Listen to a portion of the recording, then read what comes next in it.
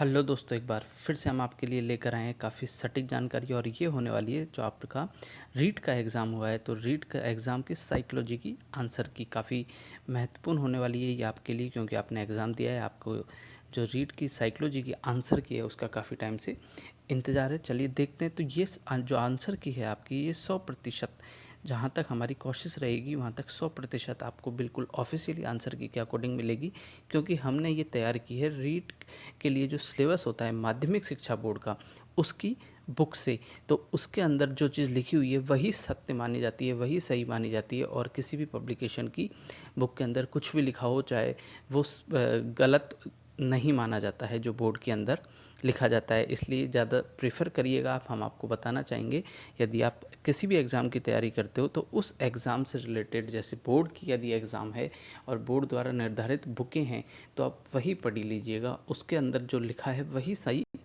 माना जाता है। चलिए क्वेश्चन नंबर फर्स्ट है, फर्स्ट की तरफ चलते हैं। बाल केंद्रित शिक्षण विधि का अर्थ है।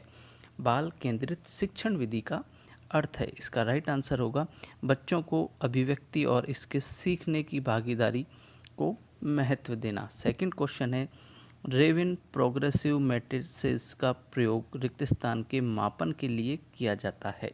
तो इसका राइट आंसर होगा बुद्धि के मापन के लिए किया जाता है। किसके लिए किया जाता है? बुद्धि। हम आपको बता दें ये सीरीज है के। आपकी कौन सी सीरीज़ थी? यदि आपकी भी के सीरीज है तो आप सीधे सीधे क्वेश्चन मिला सकते हो, और अन्य सीरीज है तो आप वहाँ से थोड़ा सा ऊपर नीचे क्वेश्चन देख लीजिएगा। चलिए क्वेश्चन नंबर थर्ड है, वाइगोस्की के अनुसार बालक सीखते हैं। वाइगोस्की के अनुसार बालक सीखते हैं, इसका राइट आंसर होगा बी, वयस्कों और समवयस्कों के साथ परस्पर क्रिया द्वारा। वयस्कों और समवयस्कों के परस्पर क्रिया द्वारा। चलिए नेक्स्ट क्वेश्चन नंबर 4 की तरफ चलते हैं। नेक्स्ट क्वेश्चन नंबर 4 है, किस मनोवैज्ञानिक के द्वारा सर्वप्रथम बुद्धि परीक्षण का प्रयोग किया? ये काफ़ी इजी क्वेश्चन था, और यदि आपने हमारे यूट्यूब चैनल पर जो हम वीडियो डाल रहे हैं वो देखे होंगे तो आपको क्वेश्चंस के अंदर ये काफ़ी बार हमने रिपीट किया था कि काफ़ी इंपॉर्टेंट है इस बार ये। तो ये इसका राइट आंसर होगा विनय। चलिए नेक्स्ट क्वेश्चन नंबर 5 की तरफ चलते हैं। एक शिक्षक द्वारा प्रतिभाशाली बालकों के उत्थान हेतु कौन सा प्रयास किया जाता है? तो इसका राइट आंसर क्या होगा? इसका राइट आंसर होगा विशिष्ट कक्षाओं का प्रोत्साहन। बी इसका राइट आंसर होगा। चलिए नेक्स्ट क्वेश्चन है, क्वेश्चन नंबर 6 है, अल्बर्ट बंडूरा के अनुसार निरीक्षणात्मक अधिगम हेतु 4 परिस्थितियां आवश्यक हैं। इन परिस्थितियों का सही क्रम क्या है? ये क्वेश्चन थोड़ा सा इस प्रकार का था कि इसमें सोचने की बात थी, लेकिन इसका राइट आंसर होगा सी, अवधान, धारणा, पुनरुत्पादन और अनुप्रेरणा। ये इसका राइट आंसर होगा। चलिए क्वेश्चन नंबर 7 की तरफ चलते हैं। सिगमंड फ्रॉइड के अनुसार अचेतन मन की विशेषताओं को ज्ञान करने की सर्वाधिक उपयुक्त विधि कौन सी है? तो इसका राइट आंसर होगा स्वप्न विश्लेषण। इसका राइट आंसर होगा स्वप्न विश्लेषण। चलिए क्वेश्चन नंबर 9 की तरफ चलते हैं।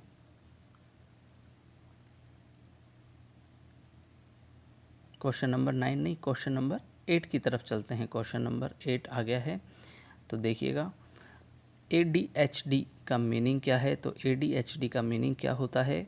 ADHD का मीनिंग होता है ध्यान विकार वाले बालक। ऑप्शन सी इसका राइट आंसर है, ध्यान विकार वाले बालक। चलिए नेक्स्ट क्वेश्चन है, एक परीक्षण जो व्यक्ति को किसी एक या अधिक क्षेत्रों में उसकी योग्यताओं और कमियों का ध्यान करने के लिए बनाया जाता है, उसे किस नाम से जाना जाता है?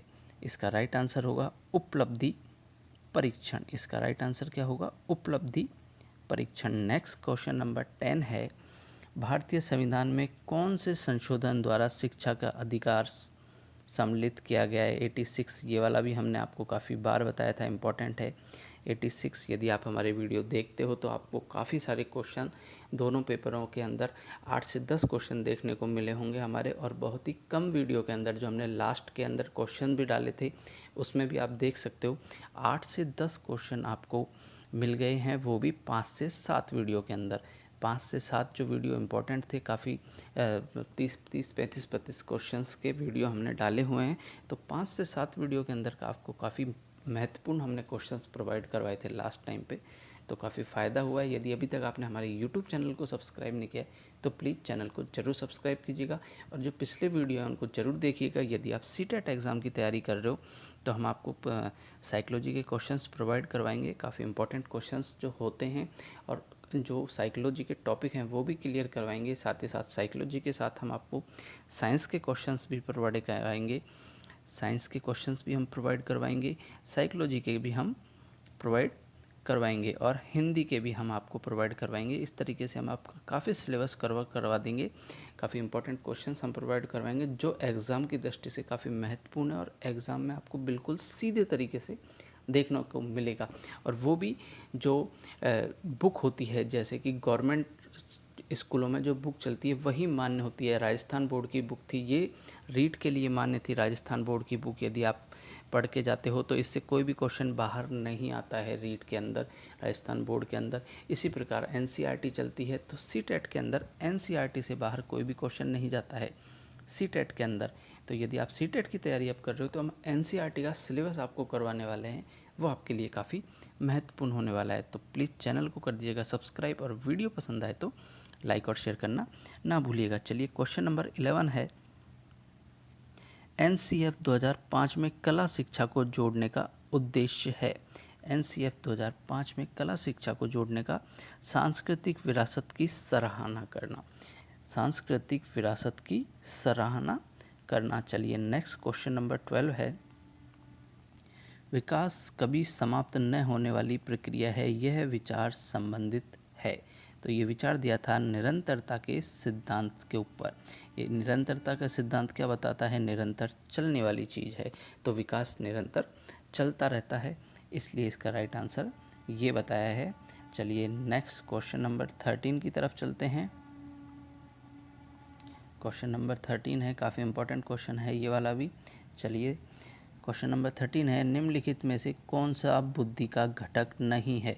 तो देखो, तार्किक चिंतन, स्मृति और अनुभवों से सीखना, ये सब बुद्धि से रिलेटेड हैं, लेकिन कोई व्यावसायिक रुचि रखता है तो वो बुद्धि से रिलेटेड नहीं माना गया है। नेक्स्ट क्वेश्चन है, निम्नलिखित में से बालक को कौन सी प्रक्रिया मनोज्ञात्मक नहीं है। तो कौन सी प्रक्रिया, इसका राइट आंसर होगा सोचना, क्योंकि सोचता है वो, उसके अंदर उसका बॉडी मूवमेंट नहीं होता है सोचने के अंदर। इसको आप इंग्लिश में देखोगे क्वेश्चन को तो साइको मोटर लिखा हुआ है इसके अंदर।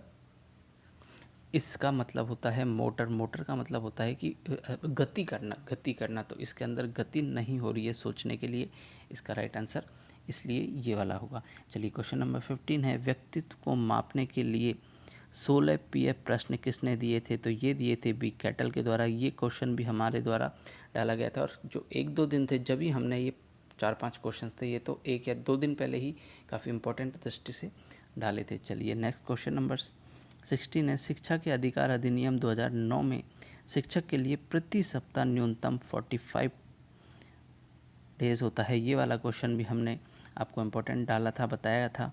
चलिए क्वेश्चन नंबर 17 है, एक विद्यालय के प्राध्यापक द्वारा विद्यार्थियों को विभिन्न संवेगात्मक समस्याओं के कारणों को पहचानने व उन्हें दूर करने हेतु कौन सा अनुसंधान किया जाता है। तो इसका राइट आंसर क्या होगा, इसका राइट आंसर होगा क्रियात्मक अनुसंधान। भाई क्रिया करके वो पता करता है कि क्या रीज़न है उस चीज़ के पीछे, इसलिए इसका राइट आंसर होगा क्रियात्मक अनुसंधान। चलिए नेक्स्ट क्वेश्चन पर चलते हैं, क्वेश्चन नंबर 18 पर। क्वेश्चन नंबर 18 है, निम्नलिखित में से कौन सा सिद्धांत परिणामों द्वारा सीखने से संबंधित है। तो इसका राइट आंसर है क्रिया प्रसूत का सिद्धांत, क्योंकि क्रिया होती है इसके अंदर, नाम से ही आप समझ सकते हो। कुछ जो क्वेश्चंस थे उनको हमने ट्रिक के द्वारा आपको बताया था, उसके अंदर ये भी था कि किस तरीके के क्वेश्चन आएंगे और किस प्रकार से ट्रिक के द्वारा आप कर सकते हो। नेक्स्ट है, जब हम वर्तमान स्कीमा का प्रयोग बाह्य जगत के विश्लेषण हेतु करते हैं तब उसे क्या कहा जाता है। तो इसका राइट आंसर होगा आत्मसात्मीकरण, यानी कि जो अपने माइंड के अंदर है उन चीज़ों का एनवायरनमेंट के चारों तरफ से जोड़ने को किस चीज़ के अंदर होता है, आत्मसात्मीकरण के अंदर होता है। नेक्स्ट क्वेश्चन नंबर 20 है, निम्नलिखित में से कौन सी प्रक्षेपीय परीक्षण निम्न में से कौन से प्रक्षेपीय परीक्षण की विशेषता नहीं है, पूछा है इसके अंदर। कौन सी विशेषता नहीं है, तो इसका राइट आंसर होगा वस्तुनिष्ठ व्याख्या करना। वस्तुनिष्ठ व्याख्या इसका राइट आंसर होगा। चलिए नेक्स्ट क्वेश्चन है 21। निम्नलिखित में से कौन सी विशेषता प्रतिभावान शिक्षार्थियों की है, इसमें पूछा है। तो इसका राइट आंसर होगा यदि कक्षा की गतिविधियां अधिक चुनौतीपूर्ण नहीं हैं तब वह कम प्रेरित अनुभव करता है और ऊब जाता है। ये आपको पता है कि जो प्रतिभावान होता है वो किसी भी चीज़ को फटाफट से सॉल्व कर लेता है, तो उसको नेक्स्ट वर्क आपको देना होता है। एक टीचर के अच्छे गुण हैं, ये क्वेश्चन में भी आ सकता है कि वो उसे किसी ना किसी दूसरे कार्य में लगाए, या जिन छात्रों ने नहीं किया है, क्वेश्चन नहीं किया है, उनकी हेल्प करने के लिए उनसे बोला जाए। नेक्स्ट क्वेश्चन नंबर 22 है विशेष आवश्यकता वाले बच्चों को शामिल करना। इसका राइट आंसर क्या होगा? इसका राइट आंसर होगा सी, शिक्षक के प्रति दृष्टिकोण विषय वस्तु और धारणा परिवर्तन की अपेक्षा रखता है। ये इसका राइट आंसर होगा। चलिए क्वेश्चन नंबर 23 की तरफ चलते हैं। अपेक्षा रखना 23, ये आ गया। हिंदी का ही ले लेते हैं अपन डायरेक्ट 23 का। चलिए, समस्या समाधान नहीं है, इसके अंदर पूछा है इनमें से कौन सी ऐसी चीज़ है जो समस्या समाधान नहीं है। इसका राइट आंसर होगा संगीत संबंधी योग्यता के बारे में। संगीत संबंधी यदि कोई योग्यता है तो वो कोई समाधान नहीं है, वो योग्यता है आपके अंदर। इसलिए क्वेश्चन नंबर 24 है प्रासंगिक अंतर्बोध परीक्षण व्यक्तित्व को मापने की कौन सी विधि है? तो इसका राइट आंसर होगा ऑप्शन सी, प्रक्षेपी विधि। इसका राइट आंसर क्या होगा? ऑप्शन सी, प्रक्षेपी विधि। क्वेश्चन नंबर 25 है निम्नलिखित में से कौन सा सृजनात्मकता की ओर ले जाता है? तो सृजनात्मकता की ओर कौन सा ले जाता है? ऑप्शन सी, अपसारी चिंतन लेकर जाता है। नेक्स्ट क्वेश्चन नंबर 26 है यदि बालक की वास्तविक आयु 13 वर्ष है और मानसिक आयु 14 वर्ष है तो बुद्धि लब्धि ये आपने निकाल ही लिया होगा। IQ बराबर क्या होता है वो आपको पता होगा। IQ बराबर क्या होता है? MA mental as upon CA, ये इसका फॉर्मूला होता है। इसके अकॉर्डिंग आप निकाल सकते हैं। तो इसका राइट आंसर होगा 107.69। चलिए नेक्स्ट क्वेश्चन नंबर 27 है सीखने का क्लासिकल कंडीशन सिद्धांत किसके द्वारा प्रतिपादित किया गया था? तो इसका राइट आंसर होगा पावलोव के द्वारा। किसके द्वारा किया गया था? पावलोव के द्वारा किया गया था। चलिए नेक्स्ट क्वेश्चन नंबर 28 की तरफ चलते हैं। काफ़ी महत्वपूर्ण क्वेश्चन हमने बताए थे, उनमें से आपको 7 से 8 क्वेश्चन दोनों पेपरों के अंदर देखने को मिल जाएंगे, और वो भी बहुत कम वीडियोस के अंदर।